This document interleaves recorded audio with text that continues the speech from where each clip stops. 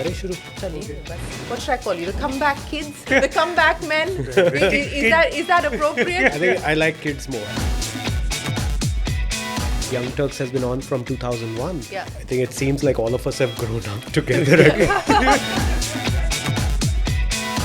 I land up in DPS, that's where me and Kunal met. What keeps or has kept the two of you together? We have some manufacturing defect in the two of us. When you're at the bottom of the abyss, you find the courage to continue. And I think that's where our partnership, our friendship, our relationship has been so crucial.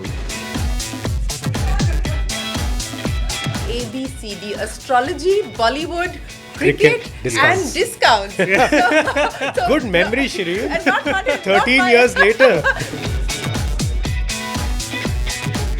We have to unravel the enigma that is Rohit Bansal. To us, our individual egos almost stopped mattering. And the only ego that we had in mind was a joint one. We have lunch every day together. The valuation being a certain number assumes that beauty needs to lie in the eyes of some beholder. Else, yes. The concept of unicorns, we just don't like at all. But did you not like it when you were one? Because we didn't know better. Who all were part of the IIT Delhi cohort while you were there? Sachin and Binny? In those couple of years, there's a lot of companies that came Dipinder. from Dipinder, Sachin, Albinder. There is no word for retirement in Japanese. I just want something to do, someone to love, and something to dream about.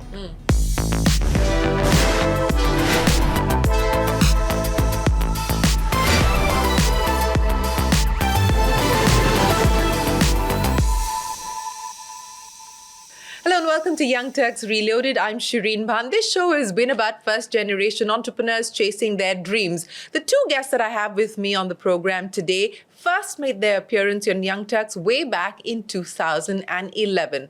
At that point in time, Snapdeal was being called one of the fastest growing e-commerce companies in India. At peak valuation, they were valued at $6.5 billion. And then 2017, things unraveled fast. Today, Snapdeal is in its second avatar, trying to make a go in the world of e-commerce. But more importantly, they've repositioned themselves more as investors today with Titan Capital. Joining me now on Young Turks Reloaded are, what should I call you? The comeback kids?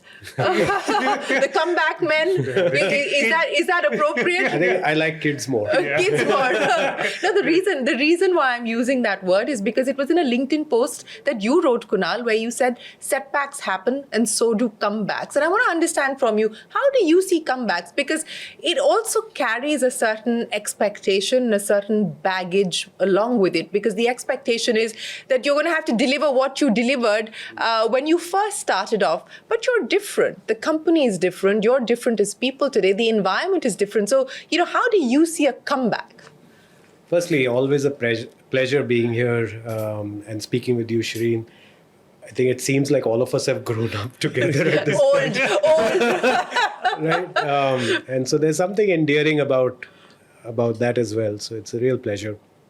Look, at least from our standpoint, this is a journey that continues. When we first started, we never thought in 2007 that we would even get this far. And in any entrepreneur's journey, there'll be twists and turns. The question is... And there have been many twists and turns in yours. Many. And for sure there have been many. And there will be more in the future, I'm sure also. So we do anticipate there will be more twists and turns. However, I think every time we've figured out a way to get out of a tough situation, there will be times where you'll find yourself at the bottom of the abyss, right? And most people don't know what bottom of the abyss feels like. Bottom of the abyss feels like you have no answers, your well-wishers have no answers for you in that situation. You can't read anything. You can't listen to a podcast. and work yourself out of an abyss. Yeah.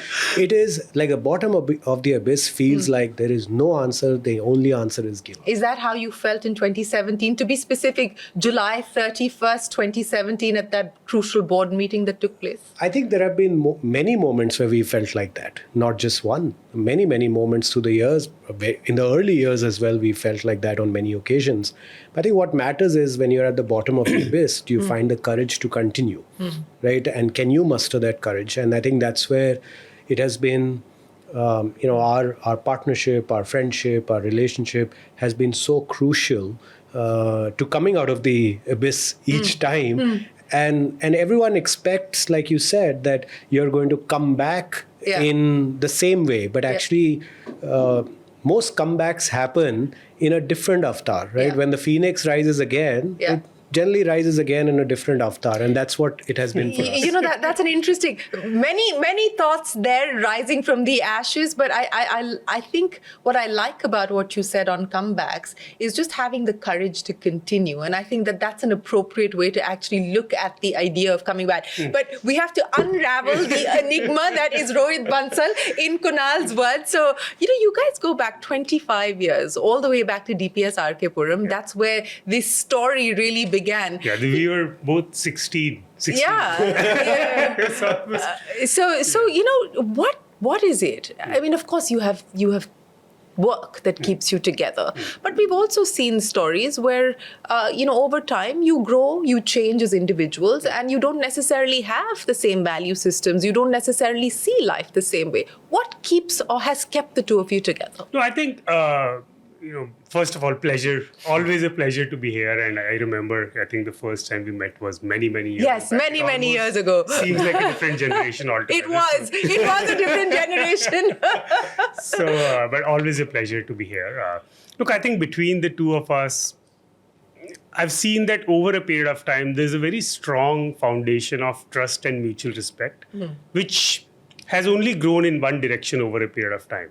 And look, because we work together, it doesn't mean we have the same views on everything, right? We work together, at least in the early days. I remember when we started working together, both of us had worked a year each separately. Yes. And actually, when we started working together, so we became co-founders, we started working together, and then we realized there are 10 things to be done.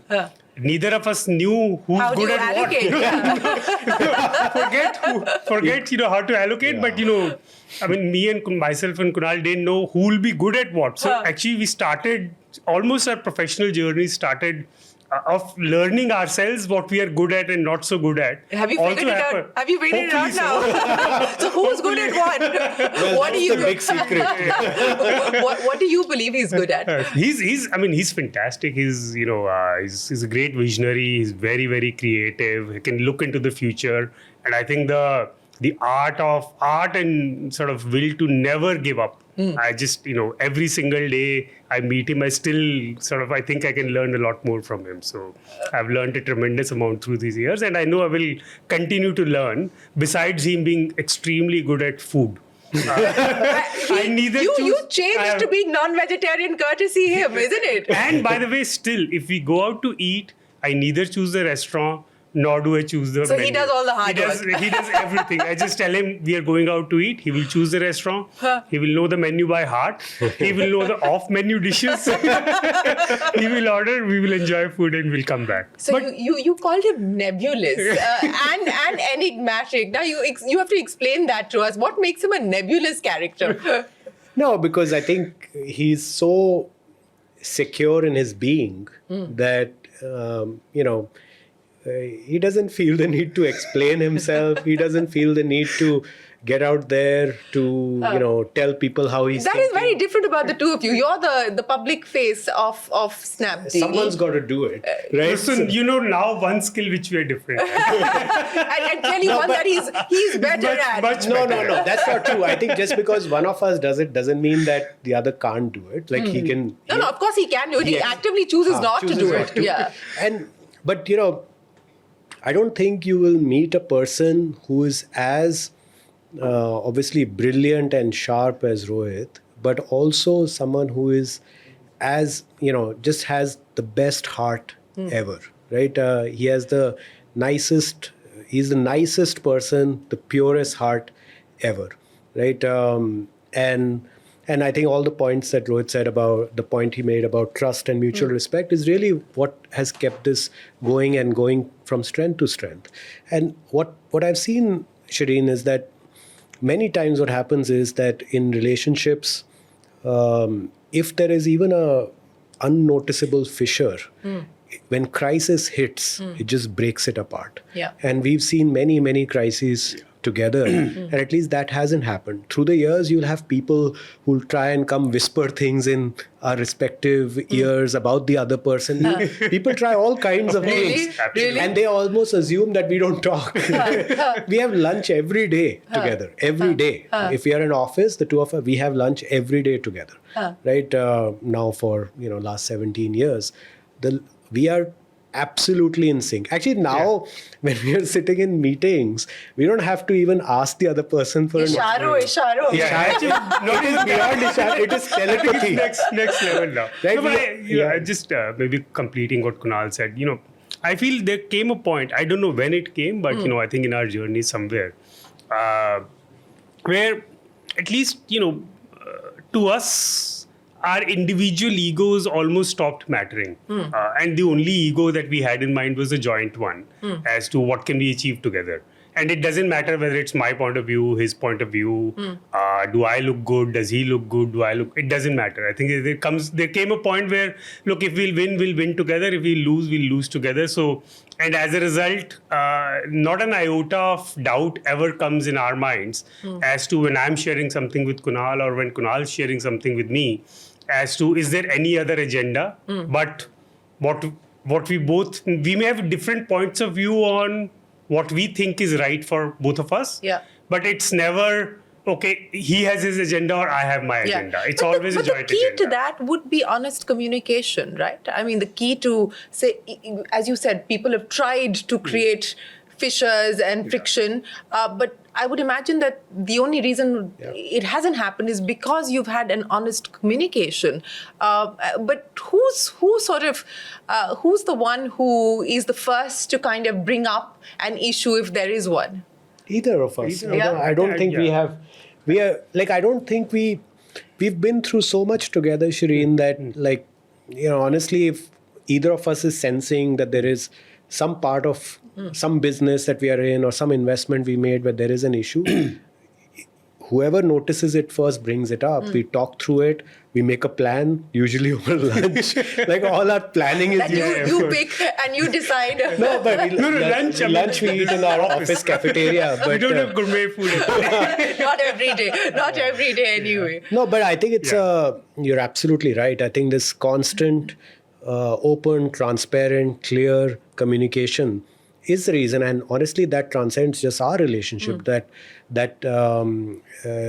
is also why we have our colleagues who worked with us for so many years, right? Most of our colleagues that Rohit and I would work with have been around with us from 5, 7, 10, 12 years in some cases, through the thick and thin, because founders are often very good at communicating the good news, like the celebration, the euphoria. Yes. But what we've always done is communicated the bad news also as it's happening, along with the plan, along with our own insecurities about what we don't have a plan for. And at that moment, it may be a tough communication to do, but we've seen over a period of time that's also built trust with the team, that when things are going tough for us, we all come together and solve it. Which is why we've endured, right? We were talking about that Young Turks has been on from 2001. Yeah. Not many companies have endured for 17 years, despite the twists and turns, and reincarnated themselves over and over again. So, I am going to go back to some of those twists and turns with the idea of getting the two of you to share your lessons from each of those experiences. And I want to go back, Rohit, and I'll start by asking you. Of course, you know, Snapdeal has seen many pivots from the time that you actually started as couponing to eventually getting coupon into booklets. Exactly, and in an offline era absolutely. to getting into e-tail. So you've gone through pivots. Change is not something new to you, and adaptability is not something new to you. And then you had that spate of acquisitions, 11 at last count from what I remember, that you went through to the point of saying, look, either this merger with Flipkart happens or we're toast. Now, I want you to go back in time to what was going on in that board meeting when that decision had to be taken. I mean, you didn't get the valuation that you wanted, but you know, you talked about ego. What finally decided it? Was it the fact that the investors just said, hey, this is no good for us, and that kind of sealed the deal? Or did the two of you say, we want to still retain our independence? Look, I think, this is now many, many years back. And at that point of time, I think this discussion was, publicly going on also for many, many months. But, I think eventually it came down to the point that all of us as a board, because look, I think as you can imagine, in such big situations, I don't think either of us can take a decision, because eventually every decision has to be a board decision. And finally, it came down to a point where, because we were also running out of money very quickly. You had what, about a month's runway left? Very short from what I remember. And it came to a point where all of us had to take a decision which can get executed in a very short period of time. And that was the most important thing, because if you're not decisive and we kind of let it linger on, then over a period of time, there'll be nothing left to save. And the only way we can save something, hope to save something, let me not say save something, because we're not sure how we will save anything, is by at least deciding today. So as a result, I think the entire conversation was not about whether to do it, not do it, what will happen, what will not happen. The only conversation was, what is it that we can decide, which we can execute within a week? Because if we don't execute something within a week, then your history. There's nothing left. There's nothing left. There's no, even if we decide today and it's executed within a week, even then we don't really know what we will do, how we will save things, how things will unravel. And what happens, Shereen, is that the investors have many companies and they move on from a situation. Right? But we are the founders, we are accountable for the team, we are accountable for our partners, suppliers, everyone, customers. So we have to take care of all of those stakeholders also. And hence it was important, like Rohit said, that it's important, let's just decide. There's just too much back and forth happening between the 5 different options, right? And you end up, everyone with so many people involved in a decision, it ends up over-intellectualizing each option. We said, let's pick an option, which amongst these options seems like the best option, which can be executed on in a short period of time, so we can move forward with one path and one purpose. That's how we approach it. And then because look, we are entrepreneurs. At the end of the day, we have only one thing going. We will raise our hand to execute whatever path we decide and try to make the best out of it, without really knowing how it will eventually pan out. But thankfully, it panned out pretty well, and so we are all in hindsight very happy. What if? Do you still sometimes wonder what if the merger with Flipkart had happened? No. What if Rohit and I had never met? But this was real, right? The fact that the two of you met was in many ways serendipity. But this was real. This was an offer on the table. I think I'm just tying it back to the point that you made about comebacks. At least one of our big learnings comeback or reincarnation, whatever word we want to use for it. But one of the most important things, at least what we've learned, is getting rid of your own baggage and sort of training your mind to live every day as if it's today. What's happened has happened. We can't go back in past and change that. And, I think it's very important to look into the future, because the future doesn't care about what happened in the past. And as a result, I remember after that day, we've probably spent 0 days thinking about what if, because it doesn't matter what if. Even if there was a what if, can we do something about it today? The only thing we can do something about is we are here today. What do we need to do today, this week, this month? And it doesn't matter what valuation we were at, what was happening. The only thing that matters is where do we stand today and how do we move forward from here. I think just getting into that mental state is probably the most important thing, and then over a period of time things start working out. And I totally agree with you, because there really is no point except to learn from the past. That's the only reason why you revisit the past, is to learn from it. But both of you talked about being at the bottom of the abyss and then pulling yourself from there and rising from the ashes, so to speak. What was that like for the two of you? And were you sort of leading in on each other for support, for counsel, for just, a shoulder to say, hey, like, how do we pull ourselves through this? Yeah, absolutely. I think, look, that's the advantage of having two of us, right? Because we are human. Like, people keep saying, oh, you guys are the most resilient founders in the ecosystem, etc. But we are human, right? Like, there'll be days when I'll have a low day, but Rohit will be there to support me and pull me up, and vice versa. Thankfully, neither of us there was never a situation where both of us were having a low day. That would be troublesome, right? But thankfully that never happened. Or maybe we just know, we can just sense the other person's having energy. And then today it's my turn, right? Like, so I think, or his turn. So I think we have some manufacturing defect in the two of us. And what manufacturing defect would that be? We have many, but one I can definitely point to is that we have never felt that failure is an option, right? Like, we've never felt that failure is fatal. Yeah, like, success is also not permanent, but failure is also not fatal, right? Like, as long as our company is there and we can live one more day and then one more day and then one more day, let's just keep going. Let's not get disenchanted or disappointed that the path we were on didn't work as well as we wanted. Let's pick a new path. Let's go on that path. Let's make that new path work. That's all that matters, right? In the end, why keep wallowing about like the past, because we can't really change it anyways. And as Rohit said, the future doesn't care about the past, right? The future only cares about what you do in the future. So we are always very focused on the path ahead. It's only in conversations like these that we recount what happened. And then we have to rummage through our memories. Oh, what were we thinking then? But on a day-to-day basis, we rarely think about it. But I think the important point, on the point of learning, Shereen, these have been invaluable lessons for us. For resilience, for building resilience. And many other lessons, right? Which we now bring into the way we run our businesses and the way we support founders through our investing activities.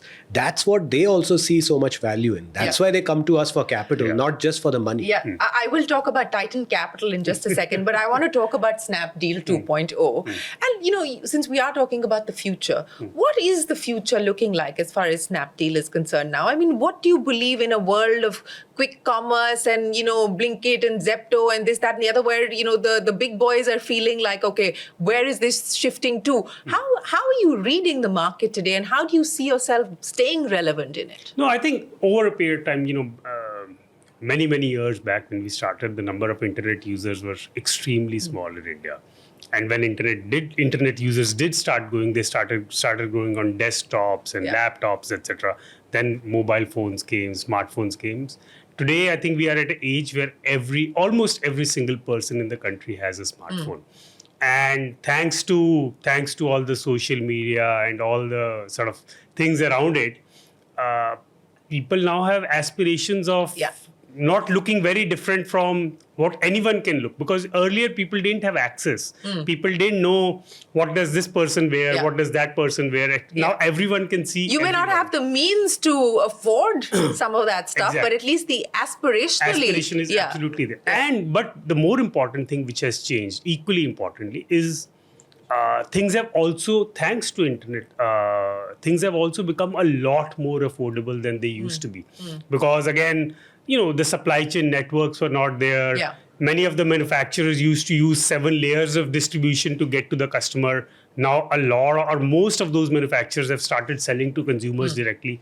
And as a result, when I look at my own buying behavior or the buying behavior of many people around me, the average things that people buy have become cheaper, I feel, especially in categories like clothing, apparel, home, etc., etc. I think what we are addressing is very fairly and squarely the value market, where people have aspirations, people want to look good, people want to buy good things, but their means allow them to buy things till a certain price point.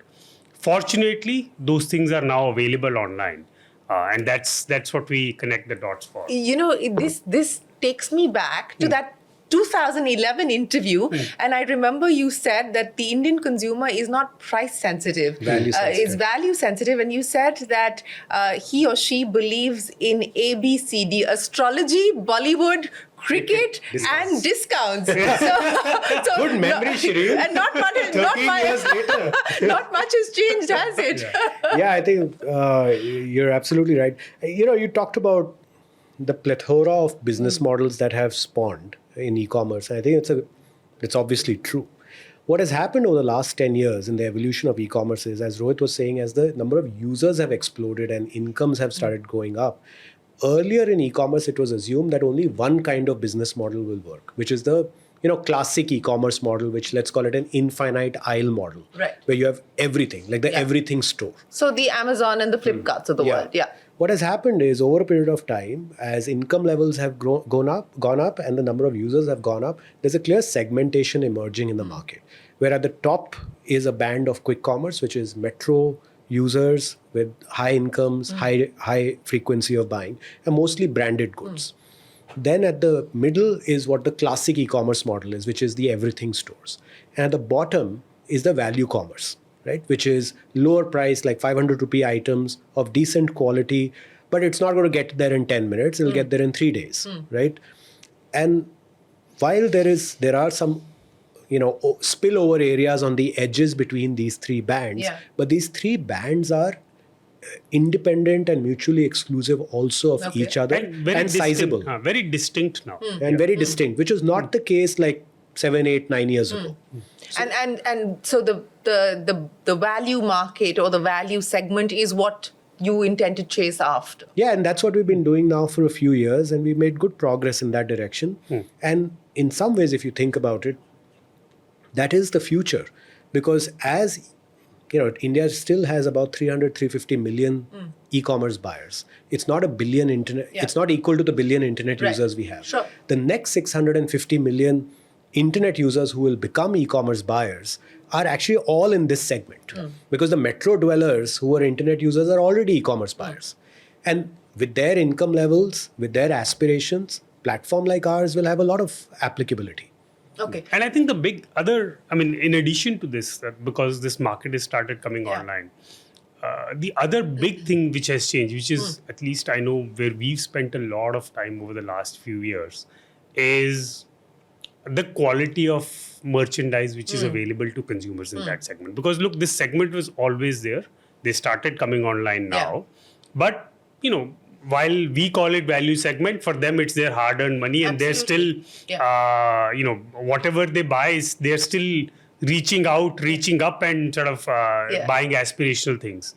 The last thing that they want, because that is the biggest problem, right? Because this is relatively unorganized, not many well-known brands, etc. The single most important thing to consumers in this segment is that, will I get what I want? Or will I get what it looks like? And I remember when we started, we also started with a very theoretical understanding of marketplaces, that, we are just a platform, we are just connecting, sellers to buyers, and we'll show some ratings and people will figure out whether it's good or not, etc. We spoke to a lot of our consumers. Consumers said, we don't care about who's the seller, exactly. What's the rating? I bought it from you. If it's good, I will come back. If it's not good, I will not like you at all. Absolutely. And I think that if I were to over summarize the one single thing that we've done really well over the last 4 or 5 years, it's solving for that quality. Because infinite merchandise had started becoming available for many, many years. But I think it's about solving the problem of quality, that consumers, when they buy, they feel they will get what they thought they will get. Yeah. And they can trust us. They don't need to trust some rating, some number. I know. etc. And we can sort of, everybody can hide behind we're an intermediary and we're this, we're that. But at the end of the day, the consumer is transacting on care. Snapdeal, and so they expect quality and value from Snapdeal or whichever platform that they're on. But that brings me to the other big thing that's changed, and that is not just the aspirations of Indian startups, but now 2023 and 2024 in terms of IPOs and in terms of exit options becoming much more of a reality. And many of the companies that you backed, I mean, when is your IPO coming, by the way? But, many of the companies that you backed have IPO'd, Kunal. Yeah, so, I mean, not only backed, but built. Yeah. Right? So Unicommerce, which is also part of our Correct. group, oftentimes, Snapdeal hogs all the headlines clearly, right? And our Unicommerce, which is obviously a B2B software business, and actually the first SaaS company to list in India. Yes.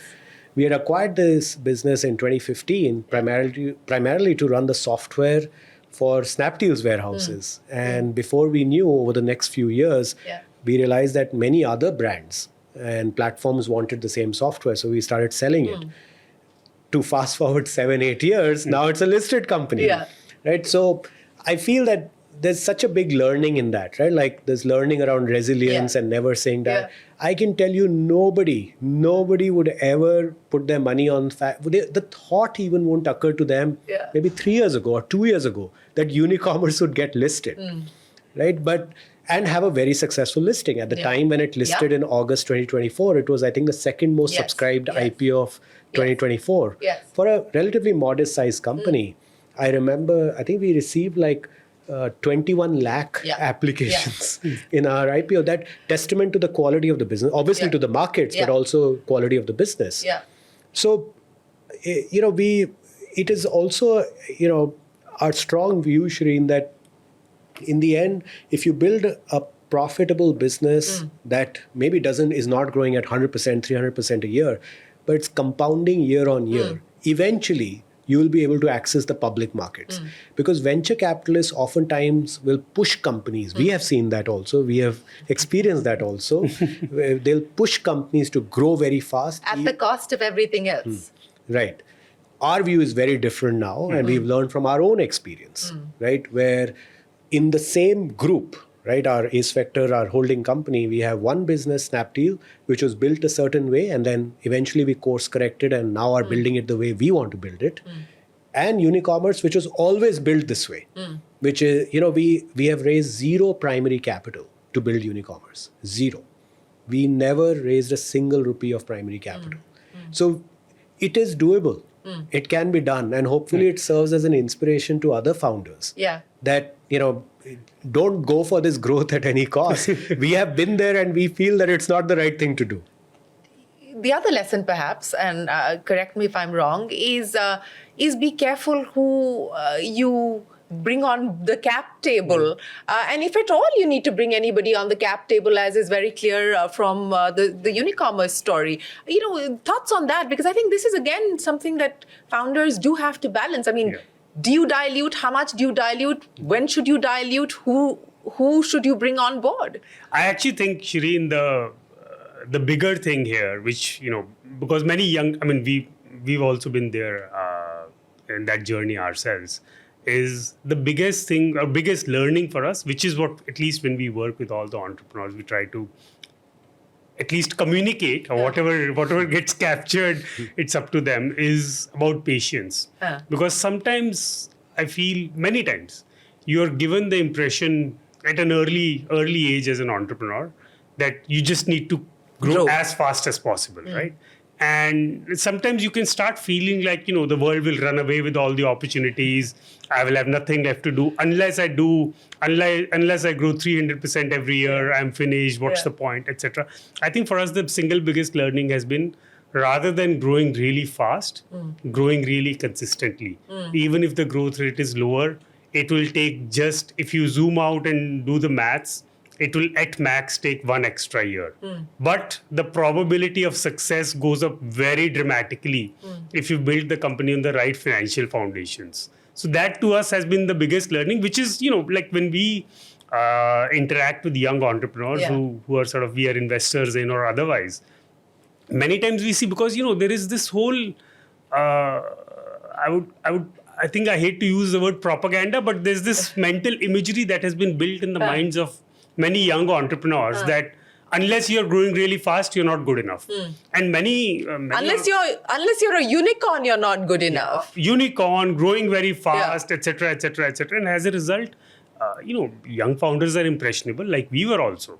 And many times they would come and tell us that, you guys keep telling me that you don't need to burn so much capital and you need to grow more patiently, but I at least my value system or whatever content I'm consuming is telling me that unless my growth rate is 300%, all the podcasts, then I'm doomed, and etc.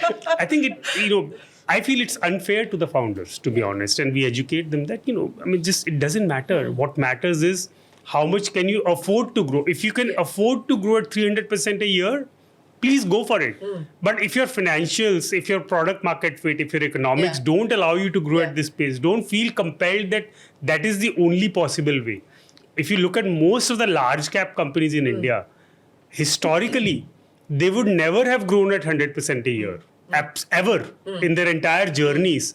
Why do different rules need to apply to startups? Because, startups are also eventually businesses which need to become profitable, which need to go public, and they are companies. Like, they may be smaller, but they are companies. And they're not even small any longer. So they still carry the startup tag, but they're not small anymore. But, how much of this learning or unlearning has taken place? Because, I would say that a lot of this also has to do with the fact that we've been in a fairly long era of easy money, of low interest rates globally. And so it was easy to write out large checks. And, the capacity to absorb that money here in India was relatively small. The ecosystem was being built out. How much of that unlearning is still underway? I think it's a function of availability or unavailability of easy capital. We've seen that the osmosis of some of our sermons of growing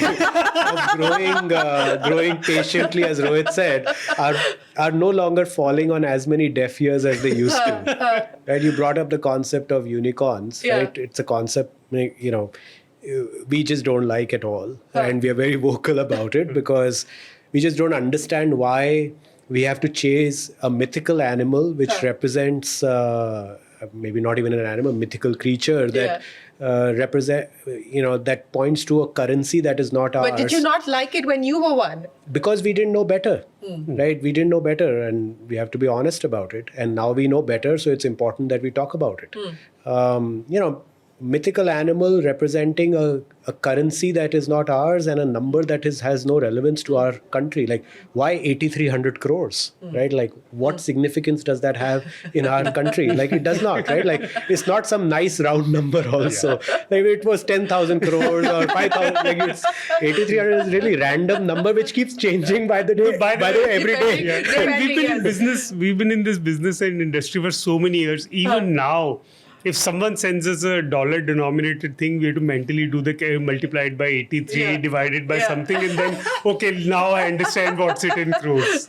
So which is why we realize that it's very hard just telling people this is not the chase we need to be in. We need to build lasting, enduring businesses. And that's when we came up with this term called Indicorns, right? Because we feel names stick, right? At some level, unicorn has stuck for some reason. But if we need to change the mindset, we need something to take its place. Right? So Indicorn is basically a 100 crore revenue business, which is profitable, started in the last 15 years. Now, at least our view is that India does not need like 100, 200, 300 unicorns. We need 10,000 Indicorns because they will form a more lasting, enduring and stable bedrock for the ecosystem. Unicommerce is an Indicorn. Right, and has gone public and has had a successful listing, and many others before and after it will come. And that's what we need to encourage. We need to talk more about it. We need to, this success theater that founders have traditionally tried to create around valuations and, growth rates. We need to move away from that and celebrate building of Indicorns as, lasting, enduring success, because once you're at that point, you're profit making and at 100 crores of revenue, chances of mortality have dropped dramatically for that business. So we'll have less blow-ups, we'll have less significant corrections that companies have to do because they've run out of money. And most importantly, entrepreneurs and teams have full control of their business getting to that point. Look, the valuation being a certain number assumes that beauty needs to lie in the eyes of somebody beholder. Else, yes. Someone else is coming and telling you you are a unicorn. But, whether the underlying business is good, not good, profit generating, growing, not growing, that's all one person's assessment basis which you are carrying or not carrying a certain badge. Whereas being an Indicorn is completely up to you. It's your business, your revenue, your profit. No one else needs to come and tell you, yes, you are valuable. You need to know yourself whether you're valuable or not. Yeah, absolutely. But, so that's now the investment thesis that's going to drive where you allocate your money as far as Titan is concerned? I think we've always been allocating capital that way. Just that now because I think that happens many times. I've noticed that you have a certain behavior pattern of doing things a certain way. And then one fine day when you name it, it becomes a lot more obvious to you what you were doing. I think it's the name which has come up now, whereas we've always been investing that way, because like from day one, when we meet companies which are very small, like 5 lakhs of revenue, we ask them about product market economic fit. We don't ask only about product market fit, because if the economics don't work, you can't really tell whether this product market fit or not. And from day one, like really small companies, we've always, I remember, asked founders, does the business have product market economic fit? What were the questions? Let's start with the questions that you asked. What were the questions you asked Bhavish? Who wants to take this one on? Well, it's very interesting circumstances in which we met Bhavish. I was at a conference, hawking our coupons, I guess, in 2011. Like, we were always hawking something at that point. And as I was stepping out, ironically, I was looking for my cab, right? And this, young, sharp-looking guy walks up with his bag and says, "Hey, Kunal, I just want to chat with you for 5 minutes." And I was like, "Okay, I'm waiting for my cab." So we sat down on a sofa at the entrance of the hotel. And he just showed me that, they're launching this intercity, service, and they're doing like 5 rides a day. But I think at that point in time, we were also new to investing. It was our first investment that we made in December of 2011. But it was very clear he was very special kind of founder, a great, brilliant mind. And I think he then did one call with Rohit and we were done, right? Like it was very straightforward. He wanted to partner with us. We wanted to partner with him. There was not much discussion. But over a period of time, as the ecosystem has become deeper, revenues become more real very early on, which was not the case 12, 13 years ago. Now we have enough data in the beginning, even for very early stage companies, let's say a Mamaearth, right? When we invested in Mamaearth, they were doing maybe 5 or 7 lakhs of revenue. Also an interesting story how we found them. Right? Because of your daughter. We found everything. It's my job. Right? So, I saw the shampoo in my daughter's shower, and I turned the bottle, and there was a mobile number, and it was Varun's number, right? So, but it was very clear when we met them also, even at 7 lakhs of revenue a month, it was very clear what the shape of the P&L is and likely will be. And I can tell you, for like the subsequently the next 6-7 years, I don't think the shape of the P&L changed much. The number may have moved from 5 lakhs to, God knows, like 250 crores, but I don't think the shape of the P&L changed. And we have generally seen that companies that have stability in gross margin, stability in unit economics, tend to outperform those in the long run by orders of magnitude than those that don't. The other thing we have learned is that companies that have great reporting governance outperform those that don't have it. Doesn't mean it's a sufficient condition to succeed, but it's definitely a necessary condition. Absolutely necessary. We've seen from month one, all the companies that have done exceptionally well, each one of them had extremely high quality reporting from day one of the business. Because, I mean, as founders, all of us can sometimes start feeling, oh, I'm too busy to create this report, etc. But just there is nothing. I mean, it's the perfect mirror as an entrepreneur as well, because you want to see every month what progress have you made. I can keep thinking, because I come to work every day, I do 100 things. I can start deluding myself as an entrepreneur into thinking that I'm making progress. But seeing the report, it's like seeing the report card every month. Tells more than anything, more than my investors, tells me you. What did I do right? And it's a moment for self-reflection for the month. That what did we do right? What worked? What didn't work? Did anything work? Did nothing work? And we've seen that govern. It's such a simple thing, but 100% of the successful companies we've seen have had that from day one. Always. Are you seeing more of that? Is that the norm today, or is that the exception? Actually, the funny thing is... How much of delusion do you still see? No, I mean, I think the more important thing is that, funnily enough, while it's something, at least to us, extremely simple, that we even have a format now of how it needs to look like. We call it the Titan MIS. Titan MIS, okay. Each of our portfolio companies has the biggest, like most of our founders, like most of the companies we invest in, we try to get them to institutionalize from day one. It's so simple. But founders over and over and over again tell us that was the single most helpful thing that you guys did from day one. Because it sounds extremely simple, but sometimes it's those really simple things that work very well. Yeah, absolutely. It's absolutely simple. Stuff, like when you tell it if I tell it to my 11-year-old, he'll be like, yeah, of course. What are you talking about? I also get my report card. But it's something as simple as that sometimes when we're in the world of business, we forget that those things matter. And this simple process in itself adds so much value to founders. Well, the thing that's also different now for you at Titan is the fact that it's not just your money. I mean, you've gone out there and you've done some fundraising yourself. What's that experience been like? Yeah, as you can tell with us, we are always pushing the boundaries, right? Like we're always trying to, and unless you push the boundaries, you don't know how far you can go. We've been investing our capital for 13 years now, right? About 280 companies we've invested in. And we've been very lucky and blessed to partner with many great founders. How do you keep track of 280 companies that you invested in? There is something known as an Excel sheet. And a Titan MIS. So you can institutionalize, right? Like everything you can institutionalize. I think running a hard... analytics heavy business for so many years has taught us valuable lessons, right? Relatively speaking, the complexity is a lot lesser. But we mostly always wanted to just invest our own capital. But what started happening 2-3 years ago is a lot of founders started approaching us saying that, look, you are our first believers. You are, we love hearing it, but they tell us this also, that you're our best investors, right? Right? So, because I think we bring that operator mindset and we bring a mindset of, understanding the practical issues of building a business.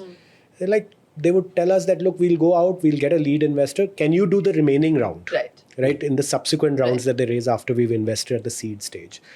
We said, look, that will require a lot more capital to invest. But let's think about it. Concurrently, a lot of people were reaching out to us, like our peers, family offices, etc., that we want to invest alongside you because you guys obviously have a good deal flow and a good selection criteria. So that was a good culmination of setting up this, what we think of as a capital amplification vehicle, that we were anyways going to invest in subsequent rounds of these companies with our own money. Now other people can invest alongside us, right? Like-minded investors, etc. And that's how the Titan Capital Winners Fund was created. Everyone told us, guys, first time fund, it's going to take you 3 years to raise, right? But we were just amazed by the response we got. I think we were going to raise 200 crores. You've done 300. Yeah, 333. Right? 333. It's a coincidence. It was a total coincidence. But speaking about rounding off numbers. So it was a coincidence, and I think it's testament to, because this first time other people have seen our results, right? Of the investing we've done for 13 years. And obviously they liked what they saw. So what is the report card? The 280 company report card for Titan Capital look like? I think, because we were investing our own capital, but we were very sort of always extremely diligent about reporting, tracking, not only giving the sermon to other entrepreneurs, but sort of applying that sermon on ourselves as well. But the fund, all the investments, as Kunal mentioned, have done quite well, and we are very fortunate. You've had tremendous amount of success with at least some of the listed entities in the portfolio. At least the investment world uses IRR as one of the metrics, which we've had like early 60%, like somewhere in the 60s, early 60s, which is we consider to be fairly healthy from what we've been told. So of realized IRR. So I think one of the things where we were disciplined about was not getting too greedy either way, which is either selling too early or not selling at all. I think that is one of the issues that early stage investors often have. Yeah. And 100% of post-tax proceeds, last 13 years, we've reinvested back in the next cohort of companies. See, what motivates the two of us is like the ability to keep supporting entrepreneurs and, the next generation of entrepreneurs in the country, right? Like almost everything we do is to that effect, right? Whether it is creating companies which create jobs for people, many of whom go and start companies of their own, in which we also invest in. Right? So it's a full cycle. And like about a few months ago, someone asked me that, oh, you turned 40, like what do you want to do at 60? Right? Actually, I didn't have an answer immediately. And so I said, let me think about it. So I thought about it for a week or two. Then I got back. I told her, actually want to just keep doing this. Right? Like I can't exactly see. The same I can't imagine what else would I want to do. I just want to keep building companies, keep investing in companies, keep supporting founders. It's an enduring purpose, right? Yeah. And I think over the last many years, we've seen both the quality and maturity of entrepreneurs, as well as the respect for entrepreneurship has grown tremendously in the country. Yes. I remember when we were starting, most people, told us कि इनकी job नहीं लगी होगी. That's why they're starting on their own. But to the point now, now people are turning down job offers so that they can actually work with the startup or start up themselves. First year students of IIT Delhi a couple of years back, and I think the dean was telling me on the sidelines that they ran a poll of what do you want to do when you graduate from here. Number one, entrepreneurship. I couldn't have imagined when we were graduating that would be the case. And that's so heartening to see, because as a result, the ecosystem has become a lot more vibrant. I feel because so many more people are doing it, the maturity level, wisdom level of entrepreneurs has become much better. And now you see, entrepreneurship, I remember when we were starting, used to be limited to a very small niche areas, only technology focused. These days, there are companies starting up in the most traditional of segments.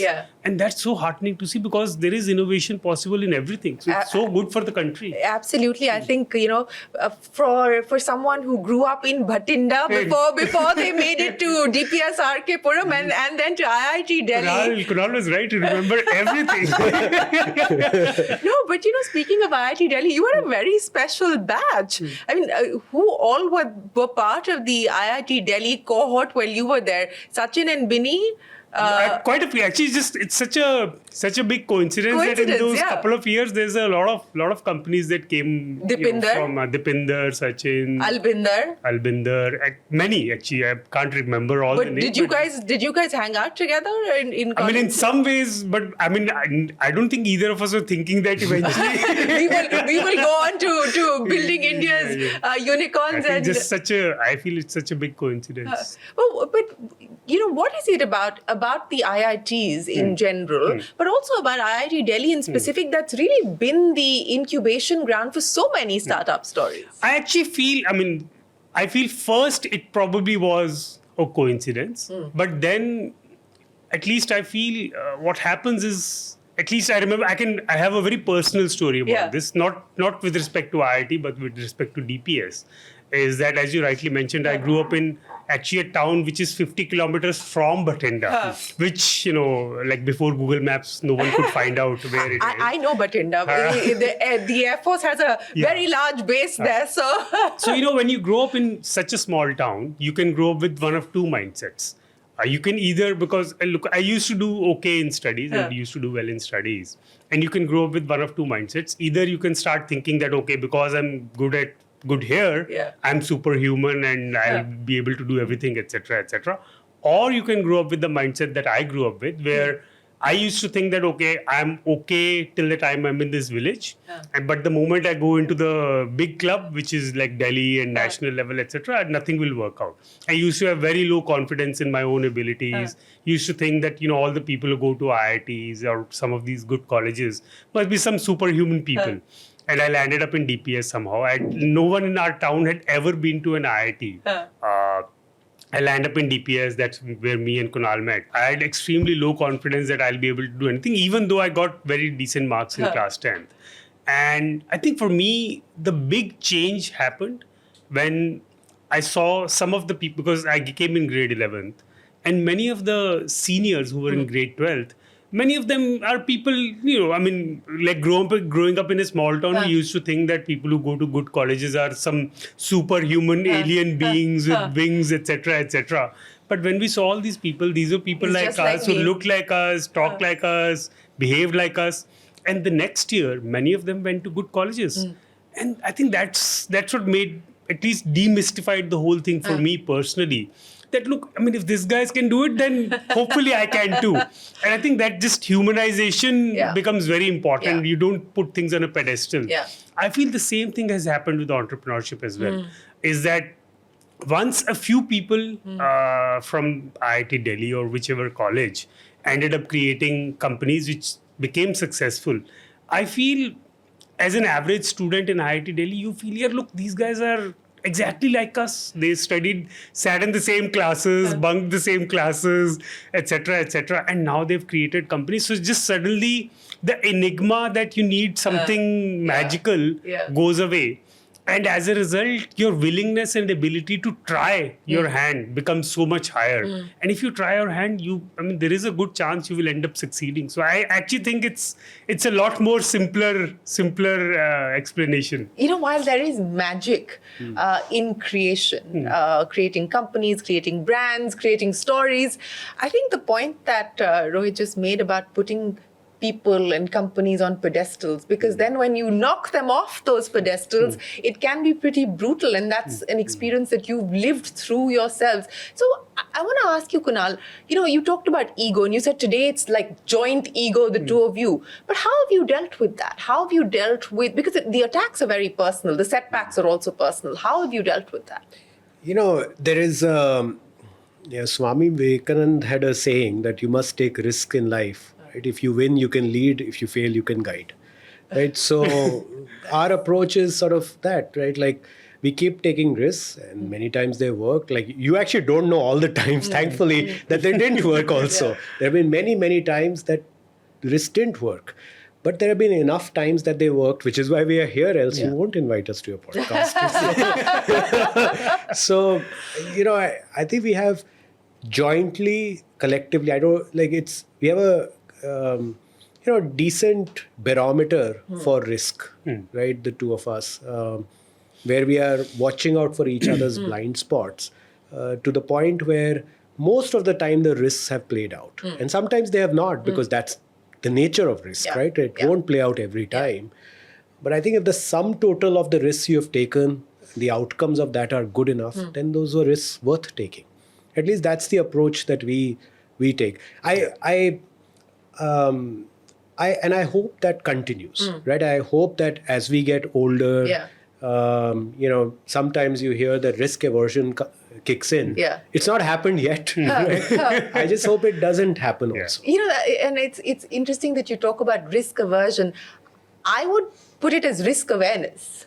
It's just being more mindful of what you're dealing with, and I think that to my mind that would be the approach that I would like to sort of take as I look at decisions. Actually, like for example, for me, I think it's similar, but maybe in different language.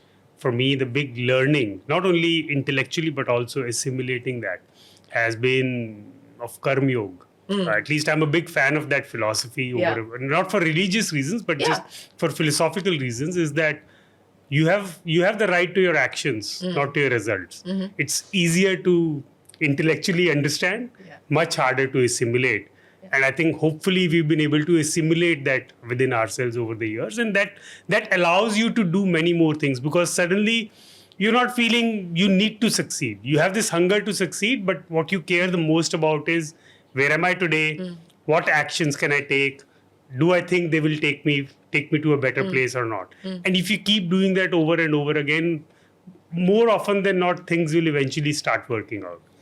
And what happens, Shereen, is like the journey of entrepreneurship is like a big book. A big book you're writing, and different people will come in on different chapters and judge you, right? But you can't let it phase you, right? You can't let it affect you. You have to listen, decide what's useful, what's not, and just keep moving forward. Right? If you start getting affected by these judgments that people keep passing on you, it won't work out. It'll burden you so much that you won't be able to move forward, right? You'll just, you'll become absolutely risk averse. No, I couldn't agree more with you.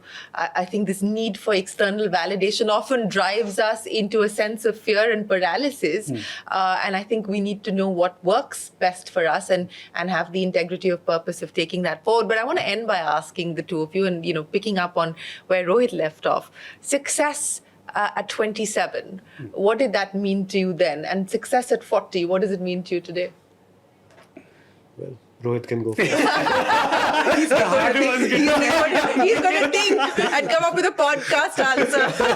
Well, I think maybe, I think going back in time, it's, I think at 27, maybe success was just being known for anything, right? Because, as I mentioned, both of us, I grew up in a small town, and there was no reason for us to be known. I think at that point of time, at least speaking for myself, I used to probably attach a lot more importance to being known and getting that external validation. It's changed quite materially to what it is today. Today, for me, there is only one parameter of success, which is, am I happy? That's the only thing that matters. And what makes you happy? Many things. I think, as Kunal mentioned, I myself, I really, I've been to Japan many times. And one of the things that I observed there, which I really, really connect with, is people there is no word for retirement in Japanese. There's just no word. And it's, at least I can so connect with that, because if you are... I can too. If you're happy with what you're doing, if you enjoy what you're doing, I actually just can't relate to. There's so many people when I talk to them, they say, I want to work really hard and I want to retire at a certain age. Now, it may work for them, but just I can't relate to that at all. I just feel like if I can continue doing what I'm doing. And 70 hours a week. It doesn't feel like work. That's the more important thing, because it gives me so much joy that I think this is happiness to me, and then everything else that comes along with it is sort of bonus. Yes. Over to you.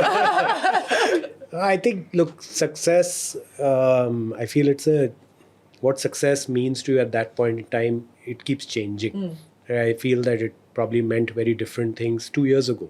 And it'll mean very different things today and 2 years later. But, this F1, the McLaren Mercedes F1 boss, Toto Wolff, he has this really interesting saying, which is about like happiness, right? Like, he said, what makes you happy, right? And he said that, I just want something to do, someone to love, and something to dream about, right? And actually, that's what it boils down to. Thankfully, I have all the three, right? And I think, and I feel that I'm so blessed, right? Like, to have all three very much in place. The first two are known, but the third one, there's this enduring purpose of pursuing and promoting entrepreneurship in India. I feel it's a very enduring purpose. Like, I think we can do it till our last breath, literally, right? So I think we are so blessed to be at this age with this experience in a country like India at this point in time, right?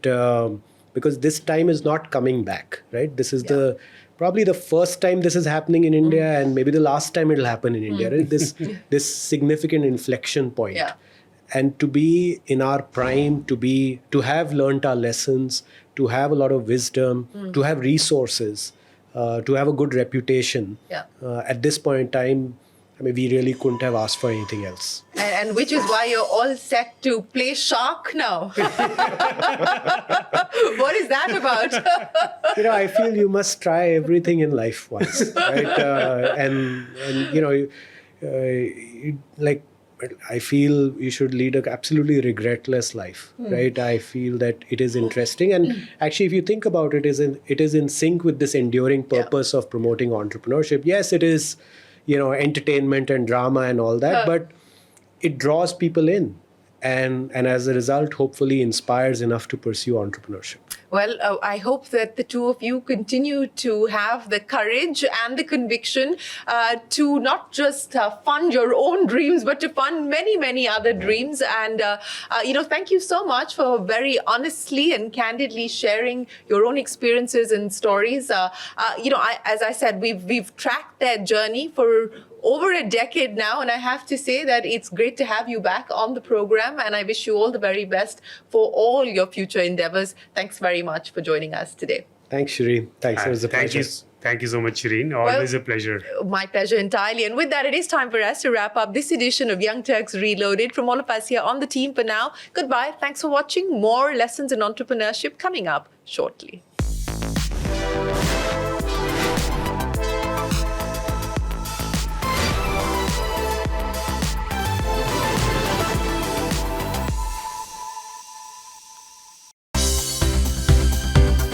For more news and updates, all you need to do is follow CNBC TV 18 on all of our digital platforms.